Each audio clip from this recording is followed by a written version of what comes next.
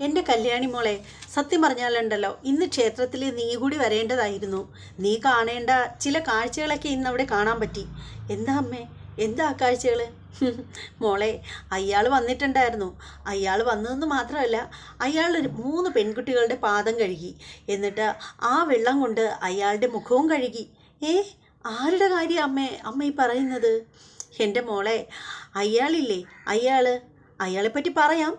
അതിനു മുമ്പായിട്ട് ആരെങ്കിലും നമ്മുടെ ചാനൽ സബ്സ്ക്രൈബ് ചെയ്യാത്തവരുണ്ടെങ്കിൽ ഒന്ന് സബ്സ്ക്രൈബ് ചെയ്തോളൂ. അതോടൊപ്പം തന്നെ ബെല്ലൈക്കൻ കൂടി ഒന്ന് പ്രസ് ചെയ്യാൻ മറക്കരുത്. അപ്പോൾ നമുക്ക് നേരെ ഇന്നത്തെ എപ്പിസോഡിൻ്റെ റിവ്യൂവിലേക്ക് പോകാം. അങ്ങനെ നമ്മുടെ കാർത്തിക വിളിക്കുകയാണ് നമ്മുടെ പ്രകാശൻ ശരിക്കും പറയുകയാണെങ്കിൽ ക്ഷേത്രത്തിൽ വന്നു. എന്നിട്ട് പോകാനായിട്ട് കാറിലോട്ട് കയറാനായിട്ട് തുടങ്ങുന്ന സമയത്താണ് നമ്മുടെ കാർത്തിക വിളിക്കുന്നത്. കാർത്തികയോട് നമ്മുടെ പ്രകാശൻ കാര്യം തിരക്കുകയാണ്. അപ്പോൾ പറയുകയാണ്, അച്ഛാ, ഇന്ന് അവിടെ ഒരു വിശേഷ പൂജ നടക്കുന്നുണ്ട്. പെൺകുട്ടികളുടെ പാദം കഴുകുന്ന ഒരു പൂജ.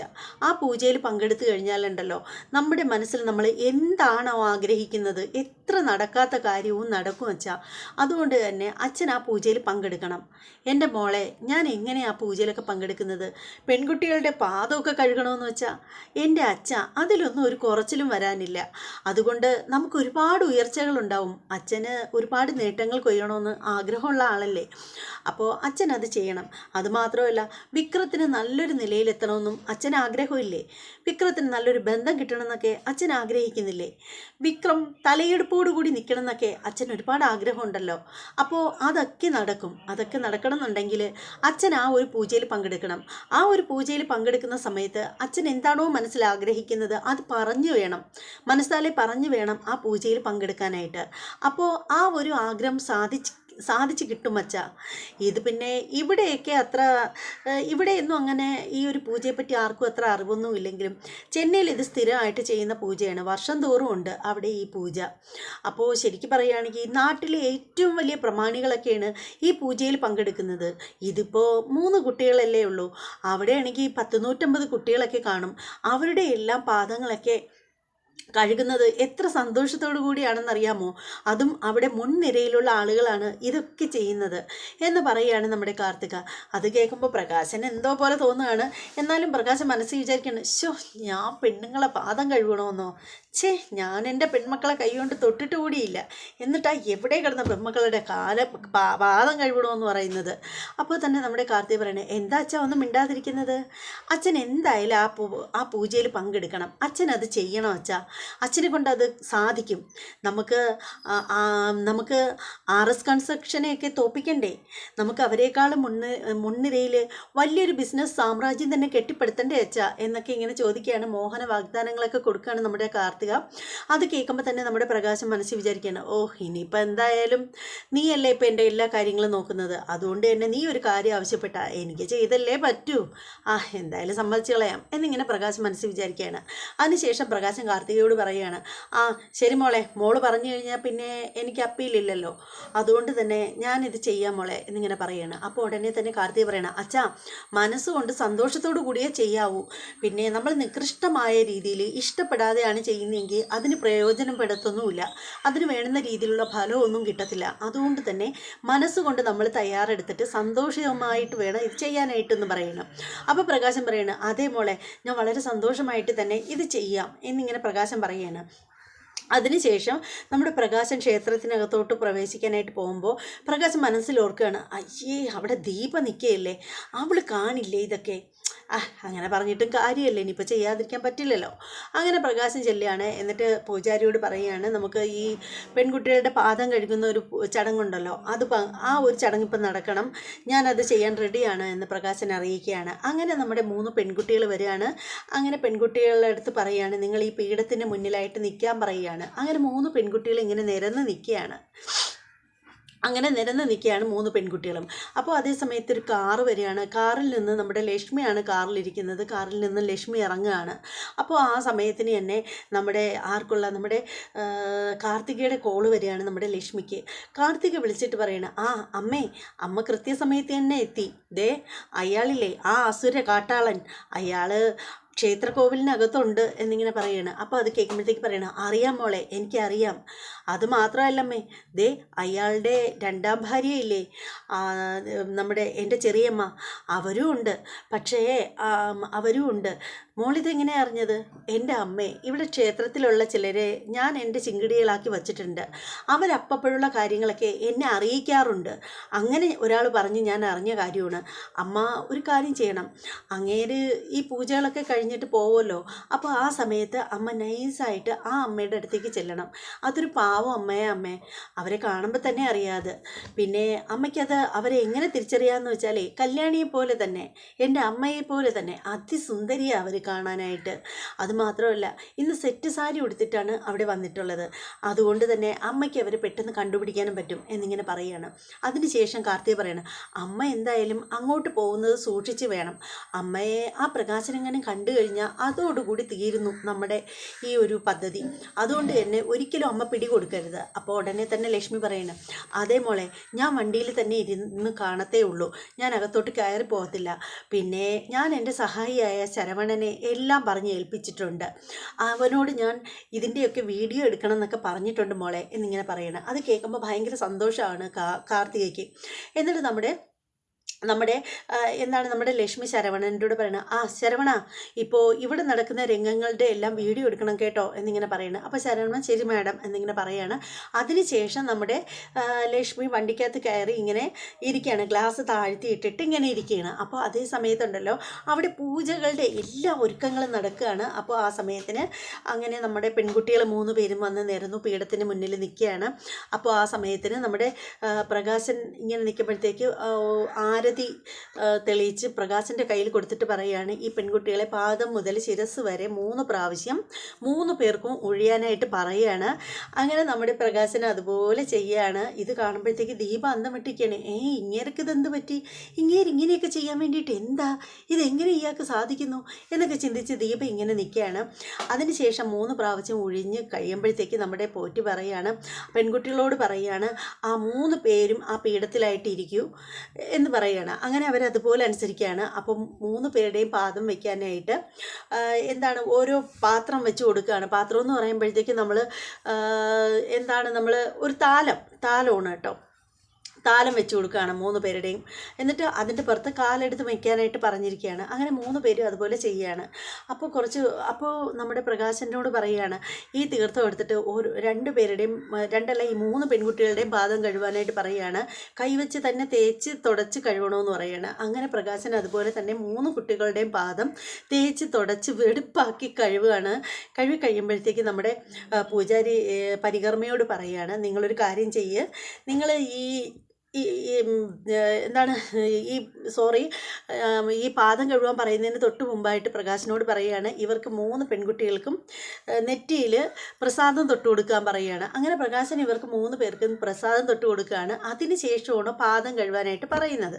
അങ്ങനെ 3 പേർക്കും പാദം കഴുകി കൊടുക്കുകയാണ് നമ്മുടെ പ്രകാശൻ. അതിനുശേഷം നമ്മുടെ പൂജാരി നമ്മുടെ പരികർമ്മയോട് പറയുകയാണ്, നിങ്ങളൊരു കാര്യം ചെയ്യും, ആ പാദം കഴുകിയ വെള്ളം ഈ കിണ്ടിക്കകത്ത് ഈ ഒരു പാത്രത്തിലേക്ക് പകർന്നെടുക്കാൻ പറയുകയാണ്. 3 പേരുടെയും പാദം കഴുകിയ വെള്ളം ഒരുമിച്ച് ആ ഒരു കിണ്ടിക്കകത്താക്കി എടുക്കാൻ പറയുകയാണ്.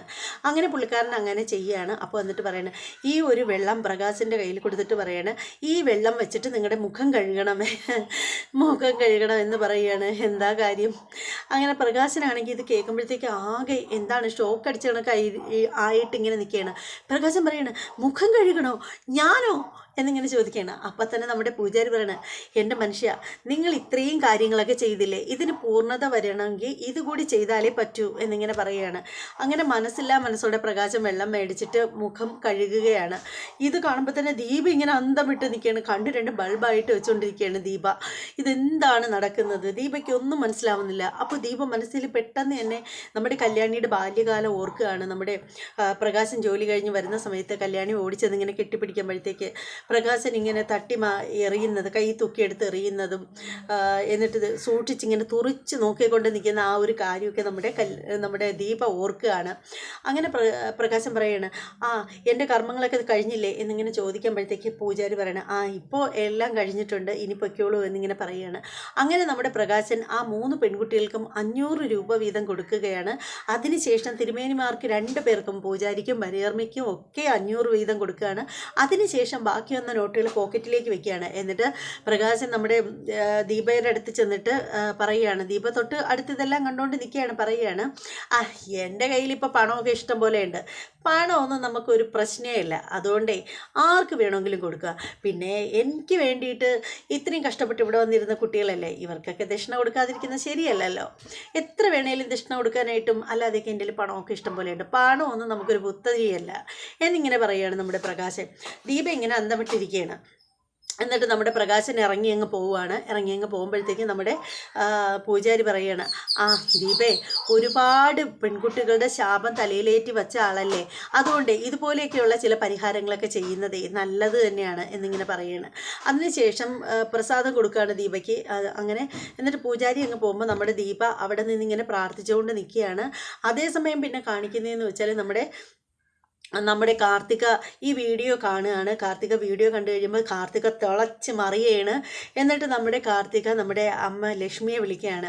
അപ്പോൾ ലക്ഷ്മി പറയണ, മോളെ നീ കണ്ടായിരുന്നോ എന്നിങ്ങനെ ചോദിക്കുകയാണ്. അപ്പോൾ പറയണ, കണ്ടമ്മേ, ഞാൻ കണ്ടു, അവൻ ഇതൊക്കെ അനുഭവിക്കണം അമ്മേ, ഇതൊന്നും അല്ല, ഇതിൽ കുറച്ചുകൂടിയൊക്കെ ആവായിരുന്നു. അപ്പോൾ ഉടനെ തന്നെ നമ്മുടെ ലക്ഷ്മി പറയണ, ഇതൊന്നും ആയിരുന്നില്ല മോളെ, ശരിക്കും പറയുകയാണെങ്കിൽ ആ പെൺകുട്ടികളുടെ പാദം കഴുകിയ വെള്ളം കൊണ്ട് അവൻ കുടിക്കുകയായിരുന്നു വേണ്ടത്, അല്ലാതെ അവൻ്റെ മുഖം കഴുകുകയായിരുന്നില്ല എന്നിങ്ങനെ പറയാണ്.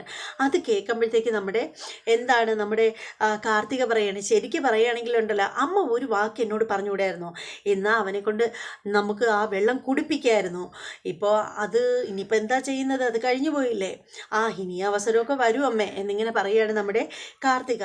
അതേ സമയത്ത് നമ്മുടെ കാർത്തിക പറയുകയാണ്, അമ്മ അകത്തേക്ക് ചെല്ലുമ്പോഴത്തേക്കേ അവിടെ നമ്മുടെ ചെറിയമ്മയുണ്ട്, ചെറിയമ്മയോട് കണ്ടാൽ മിണ്ടണം കേട്ടോ എന്നൊക്കെ ഇങ്ങനെ പറയുകയാണ്. അതിനുശേഷം നമ്മുടെ ദീപ പ്രാർത്ഥനയിൽ മുഴുകി ഇങ്ങനെ നിൽക്കുകയാണ്, സ്വയം മറന്ന് ഇങ്ങനെ പ്രാർത്ഥിച്ചുകൊണ്ട് നിൽക്കുകയാണ്. അപ്പോഴത്തേക്ക് നമ്മുടെ ലക്ഷ്മി പിന്നാലെ ചെല്ലുകയാണ്. എന്നിട്ട് ഇങ്ങനെ തൊടുകയാണ്. ഇങ്ങനെ തൊടുമ്പോഴത്തേക്ക് പെട്ടെന്ന് തിരിയാണ് നമ്മുടെ ദീപ. അപ്പോൾ ചോദിക്കുകയാണ്, അയ്യോ, ഞാൻ ഉദ്ദേശിച്ച ആളല്ല, ഞാൻ വേറൊരാളെ മനസ്സിൽ കണ്ടിട്ടാണ് ഞാൻ വിളിച്ചത്, സോറി കേട്ടോ എന്നിങ്ങനെ പറയുകയാണ്. എന്നിട്ട് ചോദിക്കുകയാണ്, നിങ്ങളുടെ പേരെന്താണ് എന്ന് ചോദിക്കുമ്പോൾ ദീപ എന്ന് പറയുകയാണ്. നിങ്ങളുടെ ഭർത്താവ് എന്ത് ചെയ്യുന്നു, മക്കൾ എന്ത് ചെയ്യുന്നു എന്നൊക്കെ ഒന്നും അറിയാത്ത രീതിയിൽ തന്നെ നമ്മുടെ ലക്ഷ്മി ചോദിക്കുകയാണ്. അപ്പോൾ ദീപ പറയാണ്, എൻ്റെ ഭർത്താവ് ഇപ്പോൾ എന്നെ അന്വേഷിക്കുന്നില്ല, അദ്ദേഹമാണ് നേരത്തെ ഇവിടെ ഈ ഒരു പൂജ ഉണ്ടായിരുന്നു അതിൽ പങ്കെടുത്തത്, അദ്ദേഹത്തിന് പെൺകുട്ടികളെ വലിയ ഇഷ്ടമാണോ അല്ലേ എന്നിങ്ങനെ ലക്ഷ്മി ചോദിക്കുകയാണ്. അപ്പോൾ പറയുകയാണ്, അദ്ദേഹത്തിന് പെൺകുട്ടികളെ തീരെ ഇഷ്ടമല്ലായിരുന്നു, പിന്നീട് എന്താണെന്നറിയില്ല ഇങ്ങനെ ഒരു പൂജയിൽ അദ്ദേഹത്തിന് പങ്കെടുക്കാൻ തോന്നിയത് എന്താണെന്നറിയില്ല, നമ്മളിപ്പോൾ സെപ്പറേറ്റ് ആണ് എന്ന് ഇങ്ങനെ ദീപ പറയുകയാണ്. അതിനുശേഷം ദീപ പോട്ടെ എന്ന് ചോദിച്ചിട്ട് യാത്രയും ലക്ഷ്മിയോട് ചോദിച്ചിട്ട് പോവുകയാണ്. അപ്പോൾ ദീപ അങ്ങ് പോകുമ്പോഴത്തേക്ക് ലക്ഷ്മി മനസ്സിൽ വിചാരിക്കുകയാണ്, പാവം, എത്ര നല്ല സ്വഭാവമുള്ള എൻ്റെ അനിയത്തിയായത്, എന്തുമാത്രം ഈ പാവം അനുഭവിച്ചിട്ടുണ്ട്, ആ ദുഷ്ടം മൂലം അനുഭവിച്ചത് ഞാനും എൻ്റെ മകളും മാത്രമല്ല, ഇതുപോലെ ഒരുപാട് പാവങ്ങളും അനുഭവിച്ചു, അതുകൊണ്ട് അവൻ ഇപ്പോൾ കൊടുക്കുന്ന പണിയൊന്നും പോരാ എന്നിങ്ങനെ തറപ്പിച്ച് ചിന്തിക്കുകയാണ് നമ്മുടെ ലക്ഷ്മി. അങ്ങനെ നമ്മുടെ ദീപ അങ്ങ് പോവുകയാണ്. അതേ സമയത്ത് പിന്നീടെന്ന് വെച്ചാൽ നമ്മുടെ കിരണാണെങ്കിൽ ലാപ്പിൽ ഇങ്ങനെ വർക്കുകളൊക്കെ ചെയ്തുകൊണ്ടിരിക്കുകയാണ്. അപ്പോഴത്തേക്കാണ് നമ്മുടെ കല്യാണി അങ്ങോട്ടേക്ക് വരികയാണ്. കയ്യിൽ നിറയെ കുറേ ഡ്രസ്സുകളും കാര്യങ്ങളൊക്കെ ആയിട്ട് വരികയാണ്. അങ്ങനെ അവിടെ വന്നിട്ട് ഇങ്ങനെ കൊണ്ടുവച്ചതിന് ശേഷം കിരണിനോട് കല്യാണി പറയണം, കിരണേട്ടാ, ഇതിൽ കുറേ നല്ല ഡ്രസ്സുകളുണ്ട്, ഞാൻ പുതിയതായിട്ട് എടുത്ത കുറേ ഡ്രസ്സുകൾ, ഇതിൽ നിന്ന് ഇഷ്ടപ്പെട്ട നല്ല സാരി നോക്കി എനിക്ക് കിരണേട്ടൻ തന്നെ സെലക്ട് ചെയ്ത് തരണം എന്നിങ്ങനെ പറയുകയാണ്. എന്നിട്ട് കല്യാണി സാരികൾ ഓരോന്നായിട്ട് എടുത്തിട്ട് ഓരോന്നായിട്ട് വച്ച് കാണിച്ചു കൊടുക്കുകയാണ് കിരണിനെ. അപ്പോൾ കിരൺ പറയുന്നത്, കല്യാണി, നീ ഏതെടുത്താലും നല്ലതല്ലേ നിന്നെ കാണാനായിട്ട്, നിനക്ക് എല്ലാ സാരിയും കൊള്ളാം. എന്നിട്ട് കല്യാണി പറയണേ, എന്നാലും എനിക്ക് ഉടുക്കാൻ പോകും, അതായത് എനിക്ക് അവാർഡ് ഫംഗ്ഷന് ഉടുക്കാനായിട്ട് പോകാനായിട്ടുള്ള സാരി കിരണായിട്ട് തന്നെ സെലക്ട് ചെയ്ത് തരണം എന്ന് പറയണേ. അങ്ങനെ കിരൺ എന്ത് ചെയ്തെന്നോ, കിരൺ കൊണ്ടുവന്ന സാരിയിൽ നിന്ന് ഒരു സ്കൈ ബ്ലൂ സാരി സെലക്ട് ചെയ്ത് കൊടുക്കുകയാണ്. എന്നിട്ട് പറയണത്, ഇത് കല്യാണിക്ക് നന്നായിട്ട് ചേരും എന്നിങ്ങനെ പറയുകയാണ്. അങ്ങനെ നമ്മുടെ കല്യാണി ആ സാരി കൊണ്ടിരിക്കുമ്പോഴത്തേക്കാണ് നമ്മുടെ ദീപ വരുന്നത്. ദീപ വന്നിട്ട് പറയണ, മോളെ കല്യാണി, ഇന്നുണ്ടല്ലോ ക്ഷേത്രത്തിൽ നീ കൂടി വരേണ്ടതായിരുന്നു, ഇന്ന് നല്ലൊരു കാണേണ്ട കാഴ്ച കാണാൻ പറ്റുകയാണ്, പക്ഷേ എന്ത് ചെയ്യാൻ, നിനക്ക് വരാൻ പറ്റിയില്ല. എന്താ അമ്മേ കാഴ്ച, കാര്യങ്ങളൊക്കെ തിരക്കാണ് നമ്മുടെ കിരണും കല്യാണിയും അമ്മയും കൂടി കാര്യങ്ങളൊക്കെ തിരക്കുകയാണ്. അപ്പോൾ നമ്മുടെ അമ്മ പറയുകയാണ്, എൻ്റെ മോളെ അവിടെ പ്രകാശം വന്നിരുന്നു, അവൻ വന്നിട്ട് അവിടെ ഇന്ന് കുറേ പൂജകളും കാര്യങ്ങളൊക്കെ ഉണ്ടായിരുന്നു. 3 നിർത്തനായ പെൺകുട്ടികളുടെ പാദം കഴുകിയിട്ട് ആ വെള്ളം കൊണ്ടുവന്ന് മുഖം കഴുകുന്ന ഒരു ചടങ്ങുണ്ടായിരുന്നു എന്നിങ്ങനെ പറയാണ്. അത് കേട്ട ഉടനെ കിരണും കല്യാണി അന്തം വിട്ടിരിക്കുകയാണ്. അമ്മ പറയുന്നത് ഇത് സത്യം തന്നെയാണോ എന്നിങ്ങനെ ചോദിക്കുകയാണ്. അപ്പോൾ ഉടനെ പറയണം, അതേ മോളെ, ഞാൻ കള്ളൊന്നും അല്ല പറയുന്നത്, ഉള്ളത് തന്നെയാണ്, നടന്ന കാര്യം തന്നെയാണ് ഞാനിങ്ങനെ പറയുന്നത് എന്നിങ്ങനെ പറയണം. അത് കേൾക്കുമ്പോഴത്തേക്ക് കല്യാണി പറയണം, ഒരുപാട് പാപങ്ങളൊക്കെ ചെയ്ത് കൂട്ടിയിട്ടില്ലേ അമ്മേ, അത് കുറേയൊക്കെ അങ്ങനെയെങ്കിലുമൊക്കെ അങ്ങ് തീരട്ടെ എന്ന് പറയണം. അപ്പോൾ ഉടനെ കിരൺ പറയണം, അങ്ങേര് ഒരിക്കലും ലെവലായി എന്നൊന്നും ഞാൻ വിശ്വസിക്കുന്നില്ല. അമ്പലത്തിൽ വന്നെങ്കിൽ എന്തെങ്കിലും നീക്കം, അതിൻ്റെ പിന്നിൽ എന്തെങ്കിലും നിഗൂഢത ഉണ്ടായിരിക്കും, അതുകൊണ്ടായിരിക്കും വന്നിട്ടുണ്ടാവുന്നത്, അല്ലാതെ അയാൾ നന്നാവുമെന്നൊന്നും ഞാൻ ഒരിക്കലും വിശ്വസിക്കുന്നില്ല എന്ന് പറയണം. അങ്ങനെ നമ്മുടെ ദീപ അകത്തേക്ക് പോവാണ്. അപ്പോൾ ആ സമയത്തിന് കല്യാണിയോട് കിരൺ പറയണം, കല്യാണി, നീ വെറുതെ അയാളെ പറ്റിയൊക്കെ ചിന്തിച്ച് മനസ്സ് വിഷമിപ്പിക്കേണ്ട കാര്യമൊന്നുമില്ല. അപ്പോൾ കല്യാണി പറയണേ, എന്തായാലും അങ്ങേർക്ക് ക്ഷേത്രത്തിൽ വരാൻ തോന്നിയല്ലോ, അപ്പോൾ അയാൾ ചാലച്ചെ മാറി തുടങ്ങി എന്ന് വേണം മനസ്സിലാക്കാൻ എന്ന് പറയണം. അപ്പോൾ ഉടനെ കിരൺ പറയണേ, എൻ്റെ കല്യാണി, അങ്ങേരെ മാറാനൊന്നും പോകുന്നില്ല, അയാൾ ക്ഷേത്രത്തിൽ വന്നിട്ടുണ്ടെങ്കിൽ അതിന് പിന്നിൽ വേറെ എന്തെങ്കിലും ഉണ്ടാവും എന്നിങ്ങനെ പറയുകയാണ്. അതിനുശേഷം നമ്മുടെ കിരൺ കല്യാണിയോട് പറയുകയാണ്, കല്യാണി, നാളെയല്ലേ നിനക്ക് പോവേണ്ടത് എന്നിങ്ങനെ പറയണം. അപ്പോൾ ഉടനെ കല്യാണി പറഞ്ഞു, എൻ്റെ കിരണേട്ടാ, എന്നെ അതൊന്നും ഓർമ്മിപ്പിക്കല്ലേ എന്നിങ്ങനെ പറയണം. അപ്പോഴത്തേക്ക് രൂപയുടെ കോള് വരികയാണ്. അങ്ങനെ നമ്മുടെ കല്യാണി കോൾ അറ്റൻഡ് ചെയ്യുകയാണ്. അപ്പോൾ രൂപ പറയാണ്, മോളെ കല്യാണി, നാളെയല്ലേ മോള് പോകുന്നത്, ഇവിടെ വന്നിട്ട് ഇവിടെ നിന്ന് പോവാം മോളെ, അതാണ് ഞങ്ങൾക്ക് ആഗ്രഹം എന്ന് പറയണം. അപ്പോൾ കല്യാണി പറയണം, അതിനെക്കുറിച്ച് ഞാനും കിരണേട്ടനും കൂടി ആലോചിച്ചിട്ടുണ്ടായിരുന്നു അമ്മേ എന്ന് പറയണം. അങ്ങനെ നമ്മുടെ കല്യാണി രൂപയ്ക്ക് വാക്ക് കൊടുക്കുകയാണ് അവിടെ നിന്ന് പോവാന്നുള്ള കാര്യത്തിൽ. അങ്ങനെ ഫോണങ്ങ് വെക്കുകയാണ്. ഫോൺ വെച്ചതിന് ശേഷം കിരണിനോട് കാര്യം പറയുകയാണ്. കിരണിന് അത് കേൾക്കുമ്പോൾ ഭയങ്കര സന്തോഷമാവുകയാണ്.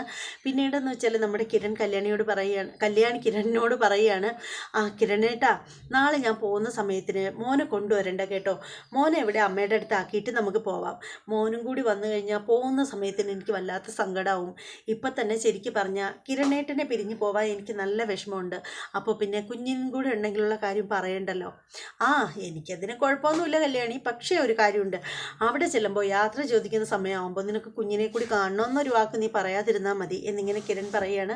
അപ്പോൾ കല്യാണി ഇല്ലെന്ന് കിരണിന് വാക്ക് കൊടുക്കുകയാണ്. അങ്ങനെ എപ്പിസോഡ് തീരുകയാണ്. എന്തായാലും നല്ലൊരു അടിപൊളി എപ്പിസോഡായിരുന്നു. അടിപൊളി എന്ന് വെറുതെ പറഞ്ഞാൽ പോരാ, നല്ല സൂപ്പർ എപ്പിസോഡായിരുന്നു. എല്ലാവർക്കും ഇഷ്ടപ്പെട്ട് കാണും എന്ന് വിശ്വസിക്കുകയാണ്. ഇഷ്ടപ്പെട്ടവരൊക്കെ നിങ്ങളുടെ അഭിപ്രായങ്ങളും നിർദ്ദേശങ്ങളും ഒക്കെ നിങ്ങൾ താഴെ കമൻറ്റ് ചെയ്തേക്കുക. അതുപോലെ തന്നെ നമ്മുടെ ചാനൽ ഇതുവരെ സബ്സ്ക്രൈബ് ചെയ്തിട്ടില്ലാത്ത ആളുകളൊക്കെ ഉണ്ടെങ്കിൽ ഒന്ന് സബ്സ്ക്രൈബ് ചെയ്ത് ബെല്ലൈക്കൺ കൂടി പ്രസ് ചെയ്തേക്കണം. അതുമാത്രമല്ല വീഡിയോ ഇഷ്ടമാവുകയാണെങ്കിൽ ലൈക്ക് ചെയ്യാനും മറക്കരുത്. ഇനി മറ്റൊരു എപ്പിസോഡിൻ്റെ റിവ്യൂമായിട്ട് ഉടനെ വരാം. അതുവരെ എല്ലാവർക്കും ബായ്.